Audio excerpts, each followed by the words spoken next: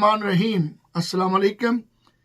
AJK के साबका वज़ीर आज़म जनाब अब्दुल क़य्यूम खान नियाज़ी साहब के घर के बाहर पुलिस मौजूद है।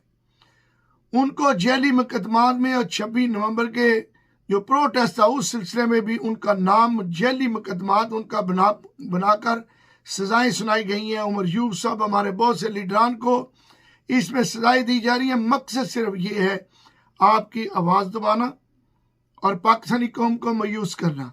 हमने मायूस नहीं होना। इमरान खान जेल में बैठकर मायूस नहीं है तो हम मायूस क्यों हों। मैं सरदार अब्दुल क़य्यूम खान नियाज़ी साहब के घर इस वक्त जो भरपूर पुलिस कड़ी है उनको गिरफ्तार करने के लिए और उनको जो सज़ा दी गई है मैं उसकी पुरज़ोर मज़म्मत करता हूँ। ये नाकाबिल बर्दाश्त है।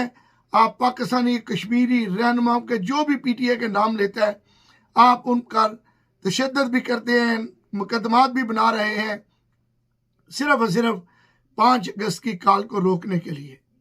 हम इस फस्तियत के खिलाफ भरपूर आवाज़ बुलंद करते रहेंगे।